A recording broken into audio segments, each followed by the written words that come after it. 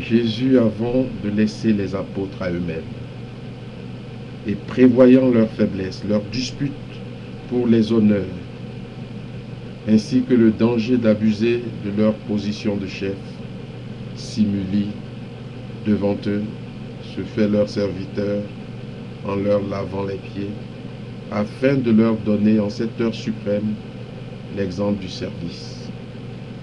Lui, le Maître et le Seigneur, si cette leçon vaut particulièrement pour les disciples appelés à être maîtres dans l'Église, elle vaut évidemment pour tout disciple du Christ qui ne se sentirait concerné.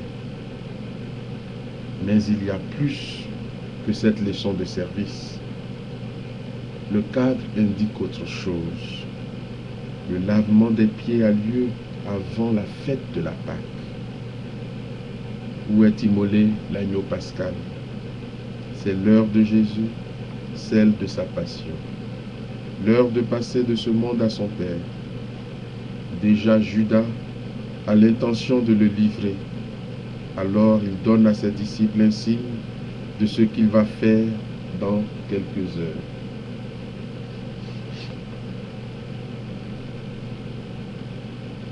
Un signe de cet amour jusqu'au bout. Un signe de son abaissement suprême sur la croix. En versant de l'eau sur les pieds des disciples, il exprime ce qu'il va faire, verser son sang. Pierre ne comprend pas. Ce n'est qu'après les faits plus tard, à la résurrection, qu'il sentira la portée de ce mime étrange. S'abaisser, se donner jusqu'au bout. Comme Pierre, nous ne comprenons pas maintenant avec notre raison. Alors, nous protestons avec un non. Tu ne me laveras pas les pieds, non, jamais. Manque de simplicité ou refus inconscient de suivre Jésus dans son jusqu'au bout. Jésus répond, si je ne te lave pas les pieds, tu n'auras pas de part avec moi. Oui, pour Jésus, il s'agit d'avoir part à son abaissement, à son amour jusqu'au bout. Si nous voulons avoir part avec lui à sa gloire, c'est un exemple que je vous ai donné, afin que vous fassiez vous aussi comme j'ai fait pour vous. Voilà qui dépasse et de loin les petits services et la gentillesse des rapports. Allez vous aussi jusqu'au don entier de vous-même, comme je l'ai fait sur la croix pour vous. Pour celui qui n'est pas familier du style de Jean, cette deuxième interprétation semble tirée par les cheveux. Mais sans elle, tout le cadre de la passion, la réaction de Pierre et la réponse de Jésus perdent leur sens.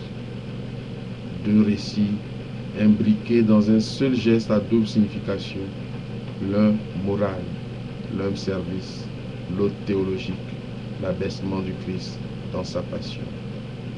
L'un nous presse de servir humblement nos frères, l'autre nous dispose à comprendre un peu l'impossible folie de l'amour pour que nous fassions de même. Que l'on ne s'étonne pas de voir Jean oublier l'institution de l'Eucharistie. Outre qu'il consacre un chapitre entier, le 6e, au Christ pain de vie, il exprime ici dans le geste de s'abaisser, de s'humilier pour laver les pieds des disciples, un aspect majeur de l'Eucharistie. Rappeler l'humiliation, l'abaissement du Christ dans sa mort, Jésus n'a pas fait de discours sur l'abolition de l'esclavage, alors un pilier de la société, mais il a inversé les rôles. Il s'est fait serviteur et esclave. Il a ainsi miné le système de l'intérieur. Rien de plus efficace. Amen.